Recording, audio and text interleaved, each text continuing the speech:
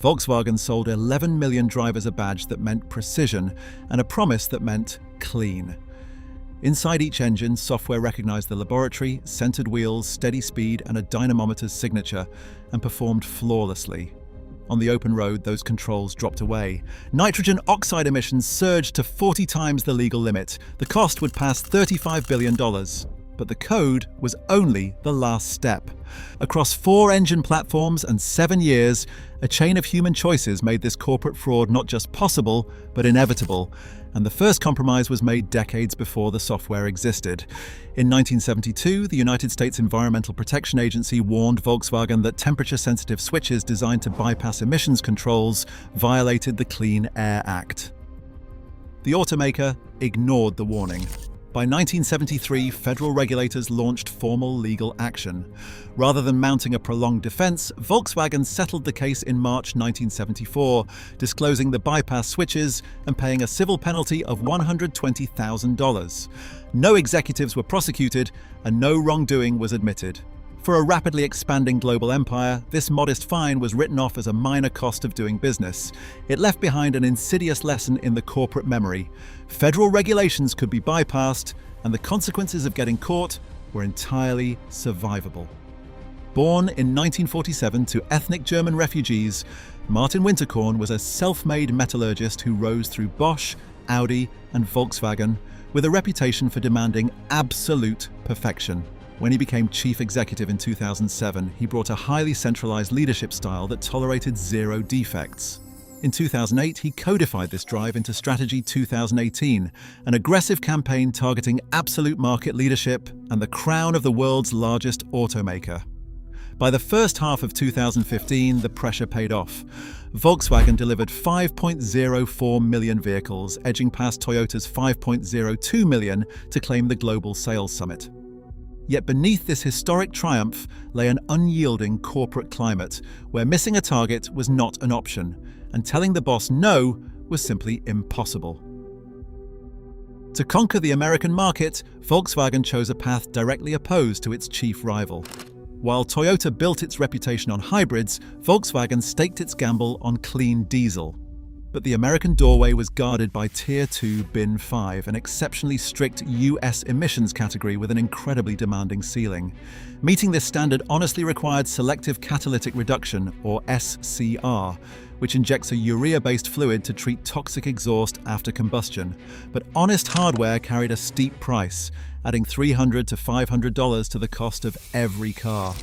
For Volkswagen's compact vehicles, these bulky fluid tanks threaten to ruin cargo packaging, penalize fuel economy, and compromise performance.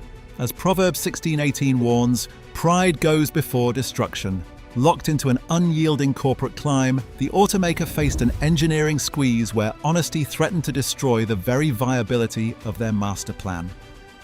The solution came in the form of code, a defeat device. By definition, a defeat device is software that detects when a vehicle is undergoing laboratory testing and alters engine behavior to pass, only to revert to high-pollution operation on the open road. In Volkswagen's case, this illicit code was hidden behind a legitimate cover identity, a function labeled acoustic comfort, originally designed to reduce engine noise. The software monitored steering, speed, and test duration to recognize the precise laboratory sequence. Once active, it met every regulatory standard perfectly. But the moment the car left the dynamometer, the software dialed back the emissions controls, releasing nitrogen oxide up to 40 times the legal limit. The Environmental Protection Agency and the Department of Justice later characterized this as software designed to circumvent Clean Air Act requirements. It was a masterpiece of bad faith, a triumph of real, highly sophisticated engineering designed solely to sustain a lie. To pass official emissions tests, the engine software monitored highly specific physical inputs. The computer tracked steering wheel movement, barometric pressure, and active wheel rotation. During a formal inspection, the vehicle ran on a stationary chassis dynamometer. Its wheels spun at high, steady speeds, but the steering wheel remained perfectly centered. The software recognized these exact parameters instantly. It immediately triggered a clean dyno calibration mode, running the engine cleanly to meet government limits. But on ordinary roads, those testing cues disappeared. The steering wheel turned naturally, the speed fluctuated. Recognizing it was no longer under observation, the software systematically reduced the vehicle's emissions controls. In ordinary road mode, the car released immense quantities of nitrogen oxide, commonly known as NOx. This gas is a dangerous pollutant that inflicts severe respiratory damage on the human body. Public health research connects regular exposure to NOx with rising rates of asthma, chronic lung disease, and premature death. Independent investigations by the Environmental Protection Agency, the Department of Justice, and the California Air Resources Board verified the real-world impact of this software. Their findings confirmed that on the open road, the vehicles bypassed standard controls to emit up to 40 times the legal limit of nitrogen oxide. The system was engineered to run clean only when it was trapped in a lab. When the E0189 engine entered production in 2008, it launched a 7-year evolution of deceptive code spanning 4 distinct engine families. As Volkswagen expanded its diesel lineup, engineers did not simply copy and paste a single piece of software. Instead, they continually adapted the defeat device logic to fit different vehicle weights, transmissions, and exhaust configurations, meaning affected vehicles did not even require identical hardware to execute the fraud. This deliberate pattern of development continued through later EA288 variants, proving the cheat was a standard engineering parameter rather than an isolated bypass. Each software revision made the engine's test-sensitive logic harder to detect. For nearly a decade, the cheat was maintained and refined as a core product feature. This systematic effort left a widening gap between laboratory certification and real-world emissions, an unexplained discrepancy that would soon lead independent researchers to strap testing equipment to the tailpipes of road-going cars. In late 2013, the International Council on Clean Transportation commissioned researchers at West Virginia University to conduct independent, real-world emissions testing. The team's objective was not to expose a fraud, but to validate Volkswagen's clean diesel technology as a model for the industry. To measure the vehicles under actual driving conditions, scientists strapped portable emissions measurement systems, rugged, trunk-mounted analyzers, directly to the exhaust pipes. Over several months spanning into 2014, they put 3 vehicles through their paces: a 2012 Volkswagen Jetta, a 2013 Volkswagen Passat, and a BMW X5. As the highway miles accumulated, the laptop screens inside the test cars began displaying numbers that defied explanation, turning a routine validation attempt into a quiet, escalating realization that something was deeply wrong. While the BMW X5 consistently operated within legal limits on the highway, the Volkswagen Jetta and Passat did not. Under real-world conditions, the Jetta's emissions spiked up to 35 times the legal limit, while the Passat exceeded standards by up to 20-fold. There was no logical engineering explanation for this discrepancy. In May 2014, the International Council on Clean Transportation delivered these findings directly to the Environmental Protection Agency and the California Air Resources Board. The field anomaly quickly transformed from an academic curiosity into an active enforcement investigation. Regulators initiated rigorous follow-up testing to isolate the cause. The data confirmed a stark pattern. The vehicles operated under 2 completely different emissions control regimes.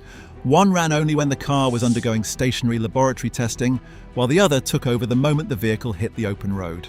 Faced with this physical evidence, the EPA and CARB began preparing public enforcement actions. The quiet academic study had just broken the scandal wide open. On September 18, 2015, the public exposure triggered a catastrophic financial reckoning. The affected fleet spanned 11 million vehicles worldwide. In the immediate market panic, nearly $25 billion in equity value evaporated, wiping out a quarter of Volkswagen's market value in days. But the destruction of share price was only the initial shockwave. The actual balance sheet liabilities began to materialize through regulatory fines, criminal penalties, and court-mandated settlements. Volkswagen's audited accounts eventually recorded over $34 billion in direct costs. This massive sum, rounded to $35 billion in the narrative frame of this collapse, was systematically carved into distinct financial wounds: vehicle buybacks, owner compensation, mandatory hardware retrofits, environmental mitigation investments, and relentless global legal fees. The cost of sustaining the illusion had far eclipsed the price of honest engineering. Across the United States, Volkswagen established approximately 37 secure storage facilities to house the recalled fleet. The most striking of these outposts sits on a vast desert tract near Victorville, California. Here, in the dry expanse of the Mojave, tens of thousands of nearly new vehicles are held in tight, silent rows. By early 2018, the company had purchased and stored more than 350,000 affected cars across these national boneyards. Surrounded by perimeter fences and round-the-clock security, these quiet fleets bake in the desert heat. Technicians manage the massive inventory under a scorching sun at 110 degrees, walking past long lines of sedans with flat tires and dead batteries. These vehicles were once sold under slick global marketing campaigns promising clean, responsible transit, the very future of environmental driving.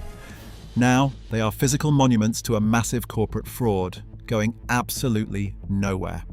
Their silent decay recalls the warning in Proverbs chapter 21, verse 6, that wealth made by a lying tongue is a fleeting vapor and a deadly snare.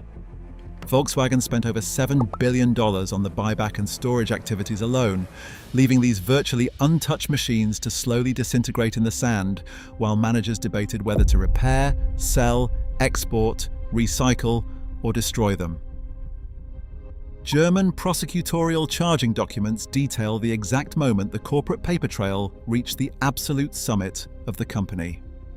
On May 25, 2014, a formal briefing memo was delivered to Martin Winterkorn, warning of abnormal real-world emissions and the growing threat of regulatory scrutiny from American authorities. While defense attorneys would later contest his exact comprehension of the technical details at that time, the official indictment maintains that the chief executive was directly informed about the looming crisis and failed to take effective action. No stop-sale order was issued to protect consumers, no voluntary disclosure was made to the Environmental Protection Agency. Instead, the corporate machine kept moving, seeking to manage the problem internally. By November 2014, senior managers held a remediation meeting, noting an estimated cost of €20 million to resolve the software issue. Rather than confessing to the defeat device, Volkswagen launched a voluntary recall in December 2014, offering a minor software recalibration that did not fully resolve the excess real-world emissions. This prolonged silence and the deployment of a superficial fix drove the eventual legal and regulatory penalties exponentially higher. By trying to outmaneuver the regulators rather than disclosing the software cheat immediately, the company turned a manageable technical failure into an unprecedented legal disaster. The cover-up ultimately cost the organization billions more than the underlying offense, proving that the price of corporate silence is far higher than the cost of honest engineering. The corporate fraud did not require a single master blueprint. It was built on a series of small, individual concessions made by employees who assumed someone else carried the ultimate responsibility. First, meet an impossible deadline. Second, never tell the boss no. Third, bury the testing discrepancies. Fourth, update the cheat instead of confessing. Within this chain, technicians acted under the comforting belief that someone above them must have approved the design. In 2016, engineer James Liang pleaded guilty to conspiracy, admitting he helped develop the defeat software after his team realized they could not meet the American emissions targets honestly. A year later, Oliver Schmidt, the executive in charge of US emissions compliance, received a 7-year prison sentence. Schmidt's failure was one of compliance. He knew the cheat was active, yet chose to withhold that information from regulators. It was only in 2018 that federal prosecutors indicted Martin Winterkorn himself, charging the former chief executive with conspiracy and wire fraud. A highly centralized dual-board governance structure and a culture driven by fear served as the enabling conditions for this systemic deception. It did not require every board member to have explicit knowledge, it only required them to look away. The record shows that systemic corporate failure is rarely a sudden collapse, but the tragic compound interest of small compromises. Durable modern business requires integrity as an operating condition, built on independent compliance, safe dissent, accurate reporting, and incentives that do not punish bad news. Without these core safeguards, individual ambition and the constant pressure for upward approval turn incremental adjustments into institutional practice. The moral question is whether this global industrial giant was defeated by its own unyielding internal certainty, mistaking market momentum for actual righteousness. For entrepreneurs, business owners, managers, and investors, the unresolved stakes lie in protecting the fragile trust behind the corporation before it completely evaporates. Proverbs 11:3 states, "The integrity of the upright guides them, but the crookedness of the treacherous destroys them." The final closing lesson of this corporate autopsy is not a tidy, completed takeaway, but a lingering, open warning. Where exactly does a defensible compromise cross the line and become impossible to reverse? Today, the line between a defensible compromise and institutional fraud remains dangerously thin for any business. When winning becomes the sole metric, truth is the first casualty. Volkswagen didn't lose to a smarter competitor or a whistleblower. It lost to its own certainty. The crookedness didn't just cost $35 billion, it cost the trust that made the empire worth having.